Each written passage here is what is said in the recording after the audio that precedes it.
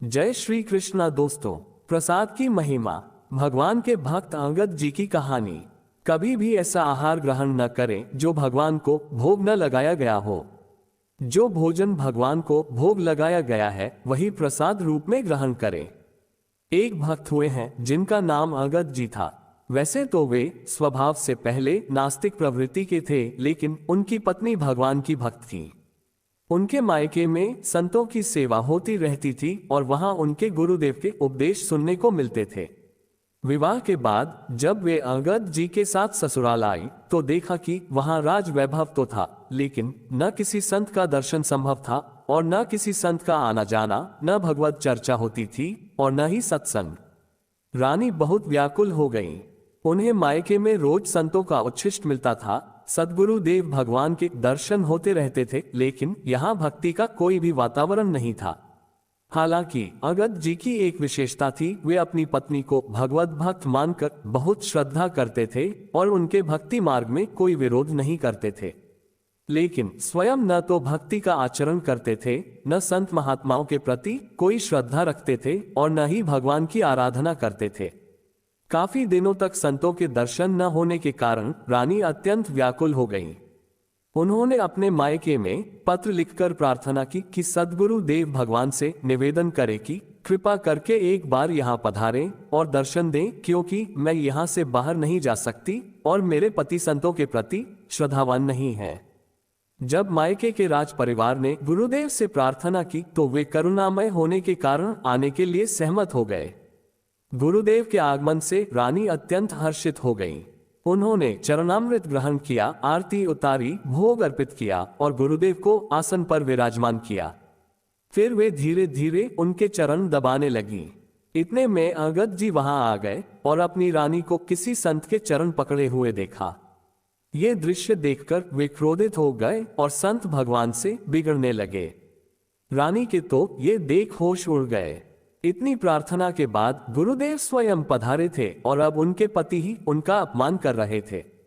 लेकिन गुरुदेव ने रानी की ओर देखकर शांत रहने का संकेत दिया, फिर उठे और वहां से चले गए। रानी ने दृढ़ संकल्प लेते हुए कहा, अब मैं अपना जीवन नहीं रखूंगी।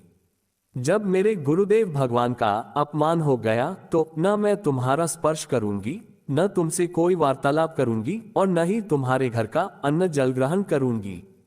मैं अपने शरीर को नष्ट कर दूंगी, क्योंकि मेरे ही बुलाने पर ही मेरे गुरुदेव का अपमान हुआ। अंगद जी अपनी पत्नी पर अत्यंत आसक्त थे। उनकी यह प्रतिज्ञा सुनकर उनका हृदय व्याकुल हो उठा। उन्होंने भी अन्न जल का त्याग कर दिया। जब कई दिन बीत गए तो वे अपनी पत्नी के चरण पकड़कर बोले, तुम जानती हो कि मैं तुम्हारे बिना नहीं जी सकता। कृपया मुझे बताओ कि तुम्हें कैसे प्रसन्न कर सकता हूं। रानी ने कहा, यदि तुम सच में मुझे प्रसन्न करना चाहते हो तो हमारे गुरुदेव भगवान के चरण पकड़कर उनसे क्षमा याचना करो, उन्हें मनाकर वापस लाओ और यहाँ आकर उन्हें भोग लगवाओ। यदि वे यहाँ भोग ग्रहण कर लें तो हम उनका उच्छिष्ट पाएंगे और हमारी दिनचर्या फिर से पूर्ववत हो जाएगी। अंगद जी भक्ति भाव से नहीं बल्कि अपनी पत्नी के प्रति आसक्ति के कारण वे उनके गुरुदेव के पास गए। उन्होंने चरण पकड़कर क्षमा मांगी। संतों का स्वभाव तो करुणामय होता ही है, कितनी भी बार कोई उनका अपमान करे, लेकिन जब कोई सच्चे हृदय से दंडवत करता है तो वे सहज ही कृपा कर देते हैं। गुरुदेव उनके साथ जाने के लिए मान गए। दोनों ने मिलकर उनके चरण धोए, भोग लगाया और फिर चरणामृत ग्रहण किया। हालांकि अंगद जी ने ये सब भक्ति से नहीं बल्कि अपनी पत्नी को प्रसन्न करने के लिए कर रहे थे। लेकिन जैसे ही गुरुदेव का चरणामृत ग्रहण किया, उनके हृदय में पश्चाताप होने लगा। वे सोचने लगे, मैं कितना नास्तिक रहा, संतों के प्रति कितनी दुर्भावना रखता था, और देखो ये संत कितने कृपालु हैं। अब उनकी बुद्धि जो पहले विपरीत चिंतन करती थी, अनुकूल चिंतन करने लगी। उन्होंने अपनी पत्नी से कहा, हमारा अब तक का जीवन व्यर्थ गया। कृपया मुझे बताओ कि भक्ति कैसे करनी चाहिए। धीरे धीरे वे ठाकुर सेवा में सहयोग देने लगे।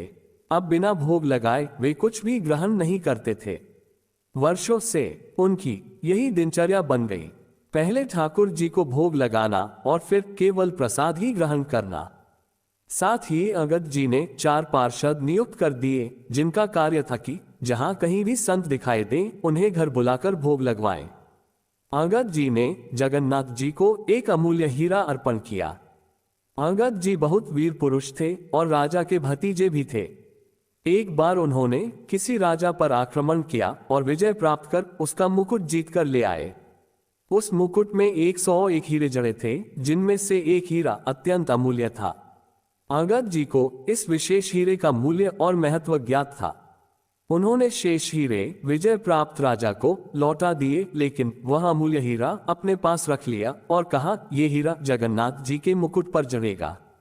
राजा के कुछ मंत्री और विषयी स्वभाव के दरबारियों ने राजा को उकसाया, उस हीरे की कीमत आपके पूरे खजाने से भी अधिक है, आपको इसे हर हाल में वापस लेना चाहिए। राजा ने विनम्रता से अंगद जी से आग्रह किया, कृपया वह हीरा हमें दे दीजिए। लेकिन अंगद जी अडिग रहे, नहीं, ये हीरा हमने जगन्नाथ जी को अर्पित कर दिया है। मनुष्य की बुद्धि बदलने में देर नहीं लगती। राजा की बुद्धि में भी विकार आ गया और उसने ठान लिया कि अंगद जी को मार दिया जाए। लेकिन क्योंकि वे उसके चाचा थे, उन्हें सीधे मारना उचित नहीं लगता था, वरना राजदरबार में निंदा होगी। राजा ने एक षड्यंत्र रचा। उसने अंगद जी की बहन, जो राजमहल की रसोई तैयार करती थी, को अपने पक्ष में करने का प्रयास किया। राजपरिवार में भोजन अत्यंत विश्वसनीय लोगों द्वारा ही बनाया जाता था और अंगद जी की बहन इसी कार्य में लगी हुई थी। राजा ने उसे लालच देते हुए कहा, तुम जितना धन चाहोगी उतना दूंगा, बस तुम अंगद जी के भोजन में विष मिला दो। राजा ने अपने सामने विष लाकर दिया और उसे भोजन में मिलवा दिया। अंगद जी को इस षड्यंत्र का कोई आभास नहीं था। जैसा उनका नियम था, उन्होंने भोजन को पहले ठाकुर जी को अर्पित किया, भोग लगाया और फिर भोजन करने बैठे। अंगद जी की बहन की बेटी, जो प्रतिदिन उनके साथ बैठकर भोजन करती थी, अचानक घर से गायब कर दी गई थी। अंगद जी ने पूछा, बिटिया कहाँ है, उसे बुलाओ। बहन ने झूठ कहा, वह खेलने चली गई है। अंगद जी ने दृढ़ता से कहा, नहीं, जब तक वह नहीं आएगी तब तक मैं भोजन नहीं करूंगा।